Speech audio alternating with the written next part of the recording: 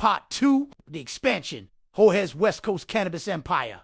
Jorge isn't just a street kingpin anymore, he's a silent mogul. The 220-acre plots in Portland and Washington, asterisk, represent his next evolution. Legitimacy through legal weed, funded by illegal gold. The setup, 80 greenhouses, total 40 per property. High-yield strains, exclusive genetics, lab-tested THC levels, legal fronts. Illegal back in the farms are technically owned by shell corporations, Chloe's work. But the real money flows through Jorge's underground network distribution plan. Legal side sold 2 dispensaries under the radar, no direct ties to Jorge. Black market side excess product gets funneled into his existing drug network, expanding beyond cocaine into premium weed. Why? This is genius. 1. Money laundering at scale. Legal cannabis revenue can cleanse his gold and drug profits. 2. Diversification if the feds crack down on his cocaine operation. He still has a multi-million-dollar legal-ish business. 3. Future-proofing as more states legalize. Jorge is positioned to dominate both markets. Let's do the math. The sheer scale of this is staggering. It changes everything. The numbers. A financial earthquake. Low end estimate 4,000 pounds greenhouse. 80 greenhouses X. 4,000 pounds equals 320,000 pounds asterisk. High end estimate 5,000 pounds greenhouse. 80 greenhouses X. 5,000 pounds equals 400,000 pounds asterisk. Revenue at Jorge's. Disruptive price $1,500 LB. Low end 320,000. LB's X $1,500 equals $480 million. High end 400,000 pounds X. $1,500 equals $600 million. For context, at the current street price, $2,000 LB, that market is worth $640M to $800 million. Jorge is about to flood it with half, $1 billion of product, undercutting everyone by 25%. This isn't business. This is economic warfare. The immediate consequences. 1. Market collapse. Jorge's price will instantly crash. The wholesale weed market on the entire West Coast. Every mid-level dealer, every small-time grower, every rival network will be rendered unprofitable overnight. He's not competing. He's creating a monopoly by brute force economics. 2. Unprecedented tension moving. Hundreds of thousands of pounds of anything of illegal. Cannabis is a logistical nightmare that screams for federal attention. The D, FBI, and Homeland Security will have this operation on the radar. Screen the size of a football field.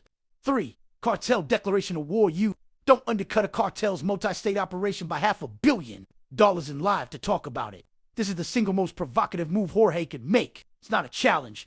It's an annihilation attempt. Now, with harvest time approaching, he developed a plan knowing this wouldn't be an easy task. First, he fly out his judge, making connections and explained to them that he has to concentrate heavily on his new operation, but he cut ties with him the right way. At the meeting, he's gifted them with a box full of gold bars, $5 million in cash in each of green, $85,000, Mercedes-Benz. Then he met with the city judge and made an offer he couldn't refuse. A $10 million signing bonus, $1 million a month salary, a box of gold and addresses and pictures of the judge family members, all of them. The unspoken threat to Jamaicans know Jorge is too powerful to cross now. The gifts of both gratitude and a warning results.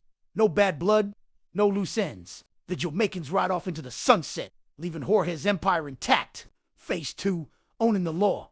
Jorge understands that the biggest threat isn't rivals, it's the system. So he buys himself a judicial insurance policy. The offer, $10 million signing bonus up front, laundered through shell companies, $1 million monthly salary for consulting services. A box of gold, physical, untraceable leverage. Photos of the judge's family, the velvet glove threat. Compliance is profitable, but resistance is fatal. The judge's choice. Option A, take the deal. Become Jorge's silent protector dismissing cases, tipping him off on investigations, and ensuring no warrants touch his operations. Option B, refuse and risk his family's safety. Jorge already proved he can reach him. Outcome, the judge takes the deal. Jorge now has a corrupt high-ranking official in his pocket, effectively making him untouchable in his own city. Giving back. Jorge appreciated his adopted city, so he built a boxing, invested in a lawn service offering, manscaped jobs to teenagers, keeping the hood clean, a grocery store where every Tuesday and Thursdays. Everything is 60% off. Every block out of the 10. He controlled Hasta Nigerian security, keeping a block safe for kids to play in, a dealer. Prices were so cheap if you smoke weed or sail it, and if you lived in the city, you were coming there to get, right? This isn't just philanthropy. It's strategic. Jorge is no longer just a kingpin. He's becoming a folk hero. A modern-day Robin Hood who isn't just taken from the rich, building a fortress of loyalty that no amount of federal pressure or cartel aggression can breach. He is systematically eliminating the very conditions that breed rivals and informants. The Jorge Initiative, a blueprint for a new Oakland. One, the boxing gym, the foundation ***. Proppers channel the neighborhood's aggression and frustration into discipline. It's a recruitment center for his soldiers, but also a sanctuary for kids with no other options. Results. The most loyal members of his next generation crew won't be hired for cash. They'll be forged in loyalty to the man who gave them a path. 2. The lawn service, pride and paycheck. Purpose. Provides legitimate income and teaches a work ethic to teenagers. But more importantly, it beautifies his territory. A clean block is a block that feels cared for. A block that resists decay and the desperation that leads to crime. Results. He becomes the neighborhood's largest employer. These kids and their families will defend him because he represents their survival. 3. The discount grocery. The people's market. Purpose. This is pure, unadulterated power. He's weaponizing affordability. On Tuesdays and Thursdays, the line stretches around the block. He's not just selling food, he's selling dignity. So the goodwill is immeasurable. Cops trying to get witnesses. They'll get nothing. An FBI agent asking questions. The whole neighborhood suddenly doesn't speak English.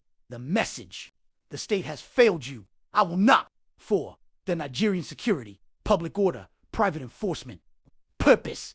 2 enforcers per block aren't just there to protect the dealer. They are a visible, professional police force. They break up fights, they keep the peace, they make the mothers feel safe. So he has replaced the police with his own, a more effective and far more trusted security apparatus. The ultimate strategic impact. 1. The human shield. The entire community is now his early warning system and his first line of defense. Anyone who moves against Jorge moves against the people who depend on him for their food, their jobs, and their children's safety.